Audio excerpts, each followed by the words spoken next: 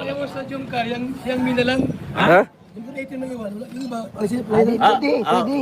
Yung iwan sa Jumcar po, yung minala, yung minalang? 18. Ayan. Patay. Patay, galit kayo. Palayasin natin siya. Palayasin na. Oh, wala. Yari kayo. Isang team lang, hindi lang nakasundo. O isang Hindi. team. Ulitin mo nga, sabi niyo kaya ulit. Palayasin daw. Jumcar 8. Ano? Palayasin Hindi, na yan, yung hindi, ibang team hindi, na yan. hindi Jumcar 18. Kasi ang sino daw Hindi, siya daw ang matitira. Ha? Siya ang matitira. Hindi, ang may wata yung grupo ni... Yang Ming. Hindi nyo ba? Ah. Basahin mo ang organize dyan. Ha? Basahin mo yan. Jomcar family friend. Jomcar family friend. International. International. Patay ka. Jomcar family friend international. O sino ito? Ayan, oh. Sinabi ko sa inyo mga kaibigan, mahanap ka agad ni Kuya Bal. Jomcar friend international. So, sino po ang contact niyan na mga vlogger dito sa Kalingap?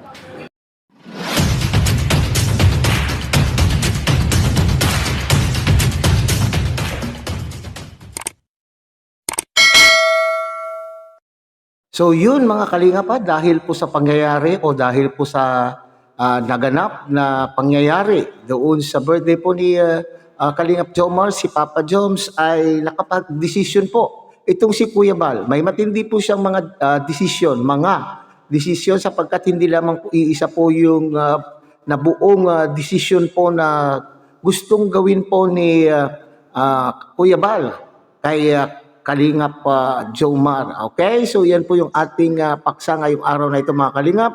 So, pero bago po yan, isa munang pagpupugay sa ama at founder po ng Kalingap, Kuya Bal Santos Matubang.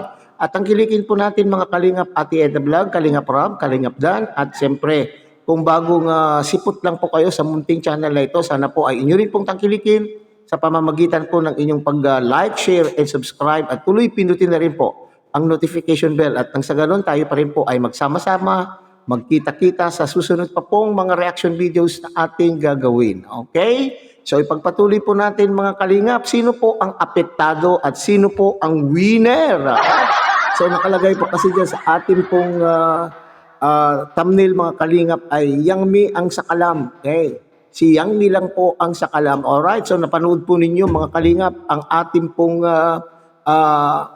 video clip na nariyan po sa unahan po ng video ito. At sinasabi dahil po sa galit siguro, dahil po siguro sa galit po ni Kuya Bal mga Kalingap ay nakapagbigay po ng pahayag na kagaya po ng inyo pong napanood. Okay, na sinasabi po niya diyan ay bubuwagin na po niya, palalayasin na niya, palalayasin po niya na yung grupo ng mga sponsors, group of sponsors kung saan sila po yung namahala. Sila po yung organizer ng event na birthday po ni Kalingap Jomar. Okay, so alam nyo, kung inyo pong napansin simula pa po kagabi mga Kalingap ay matindi na po ang galit na nararamdaman po ni Kuya Bal dahil po doon sa bata. Kaya nga sinasabi po ni Kuya Bal ay naintindihan po niya yung sitwasyon. Sa kulturang Pilipino sa ganito pong mga event ay natural lamang po na talagang lalo na po yan kung tayo ay nagre-reserve po ng venue, natural lamang po na tayo po ay may target po tayong mga tao o may bilang po ng tao na imbitado, hindi po ba? Bago pa man mangyari po yung event, ay alam po na natin kung sino-sino po. Pero sabi ko nga, kulturang Pilipino, yung inimbitahan po natin ay minsan ay may bit-bit. Mayroon pong dala. May dala po yung ating naimbitahan at yung sabit o yung bit-bit po ng talagang naimbitahan ay mayroon pa rin pong bit-bit. Ito lang po kasi siguro ang gusto pong mangyari. Okay?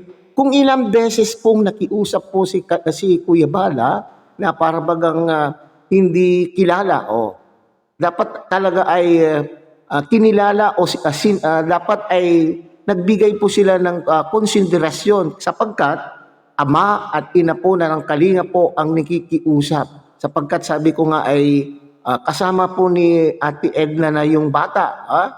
na may dala-dala pa pong regalo para po kay Papa Joms, ha? Bakit pinaalis pa? Sa pakiusap po na ng ama ng Kalingap. At ito po yung matanda po sa gate, ha? Olive daw po ang pangalan, ha? Yung Olive daw po ang pangalan ay para bagang yung kaharap po niya ay hindi ama po o hindi founder po ng Kalingap, at siya po yung nagsasabi, at siya po yung parang alam niya po kung sino ang Kalingap at hindi Kalingap, ha? Hindi ba niya naisip na itong tao na ito na kaharap po niya ay may-ari po ng Kalingap, ha? At pwedeng sabihin po ni Kuya Bal sa kanya na ikaw nga hindi Kalingap sapagkat yung ginagawa mo ay taliwas. Taliwas po doon sa vision po ng Kalingap. Ano po yung vision po ng Kalingap? Pagkakaisa. Pagtutulungan, pagkakaisa. Kaya nga may slogan po na One Kalingap, One Family. Okay. Dito sa slogan na ito, ang ginawa po ng mga sponsor po na ito mga Kalingap ay parang gumawa po sila ng divider. Ha? Parang gusto po nilang paghiwalayin yung mga grupo instead na magkakaisa. Dahil iisa lang naman po yung kanila pong, isa na lang po naman yung kanila pong sinusuportahan na iniidolo. Okay? Kung mayroon po kayong matinding galit sa bawat isa ay doon sa venue na po yan sana ay hindi na po ninyo siguro dinala. Okay. So, sino po yung nagsasuffer po dito? Sa inyo pong ginawa, marami po tayong nabasang mga komento, marami po tayong narinig na mga opinion, komento ng ating mga katotong mga reactors at sinasabi somehow may mali po talaga. So sana ay yung pakiusap po ni Kuya Bal ay pinagbigyan na lamang po sana. Alang-alang po sa vision ng Kalingap, which is one family, ay one Kalingap, one family. Hindi sila dapat, anong tawag yan, nag-iimbita ng bashing. They are inviting bashing. Ngayon, sino ang nagsuffer? Itong si Papa Joms. Kanino po bumerang ang inyo pong ginawa? So dito, ay sino po ang nag-gain? Sino po yung makikinabang?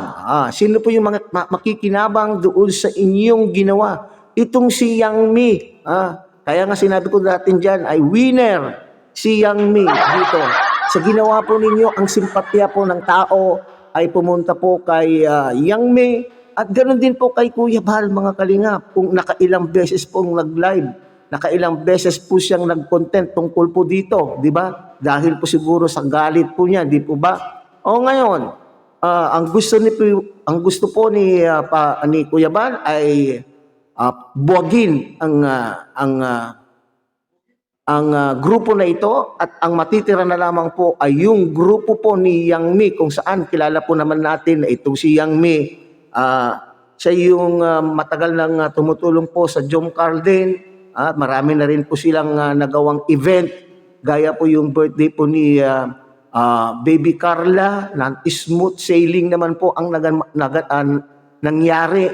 At ito yung sinasabi po ni Ate Edna na noong birthday po ni Baby Carla ay bakit nagkaisa naman po kayo? Bakit ngayon po ay para bagang sinolo po ninyo? At para bagang ipinagdamot po ninyo yung mahalagang araw po ni Papa Jom sa mga taga-suporta po niya. Gaya po ng Jomcar 18. So sana ay hindi po ninyo dinala po yan yung sama ng loob po ninyo kung mayroon man po kayong hindi pagkakaunawaan po ng panig po ni yung grupo po ng ni Yang Mi ay hindi naman po sana po ganun ang pangyayari. Ngayon, lumalabas tuloy mga Kalingap sa mga analyzation, sa pag-aanalisa ng ating mga kasamahan at si Ate Edna at mga viewers, sinasabi po nila, total ay itong si Papa Joms ay mayroon na pong sariling community na galing din naman po sa Kalingap community. Mayroon na rin po siyang group of sponsors na sinasabing mahal na mahal po nila itong si Papa Joms, pero sa ginawa po ninyo yan ay hindi pagmamahal kay Papa Joms ang ipinakita nyo, kundi pagdaramot. Pagdaramot po. So mayroon na pong sariling community po kung si Papa Joms. May sarili na po, din po siyang group of sponsors. So ito yung sinasabi po nila na kinakailangan na rin sigurong humiwalay na rin po. Humiwalay na rin po itong si Papa Joms upang sa ganun ay hindi na siya sasakupin ng kung ano man rules dito po sa Kalingap. Malaya po siyang magdesisyon na wala po siyang iniinda o wala po siyang iniisip na iniisip na mga rules. Okay. So ito rin po ang isa pang analyzation o isa pang analysis o isa pang pag-analisa. Ito yung parating sinasabi po ni Kuya Bal at ng pamunuan po ng Kalingap na mahirap po kayong direkta. Kinakailangan pag kayo ang relasyon po ng vlogger doon sa sponsor ay no string attached dapat. Walang no string attached kasi kagaya niyan, sinasabi po nila, sa dami na po ng naibigay po ng sponsor na ito, mga sponsors na ito kay Papa Joms, para bagang nahihirapan ng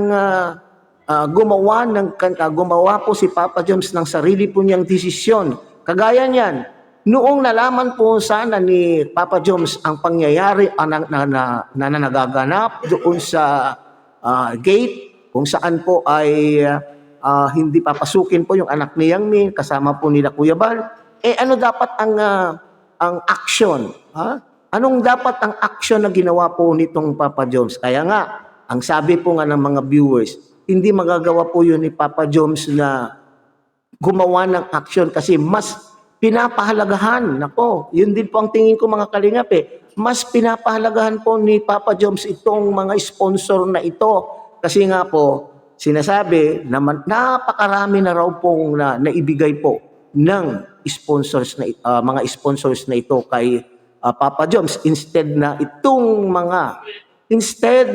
mga beneficiaries na binablog po ni Papa Joms ang tutulungan ng mga sponsor na ito ay si Papa Joms na po mismo.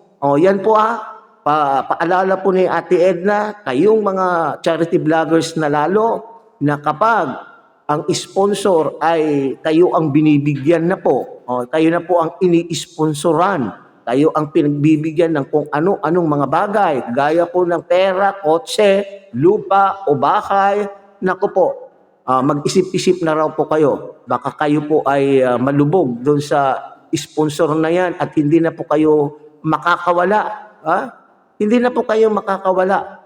Okay, so dapat ang bibigyan po ng sponsor ay yung mga beneficiaries na binablog po nyo na nangangailangan po talaga ng tulong na hindi po nyo makakayang maibigay, na kinakailangan ninyo ng suporta ng mga sponsor. Ganon. So, congratulations kay Miss Yang Mi. Ikaw ang panalo. Ikaw ang panalo sa sitwasyon na ito, mga Kalingap. Kung itutuloy po ni Kuya Bal yung desisyon niya na buwagin. Kung hindi man kung ayaw pong magpabuwag ng grupong ito, yung susunod po na content po ni Kuya Bal, mga Kalingap, kung ayaw niyong magpabuwag at mas papahalagahan po ni Papa Joms ang mga sponsor na ito, ano yung sabi po ni Kuya Bal, mga Kalingap? Umuwi ka muna doon sa inyo. Pauwiin mo na doon sa Labua, Camarines Sur. Okay, so alam na this. Maintindihan na po ninyo kung anong ibig sabihin po niyan. Di mawawala na po ang Jomcar.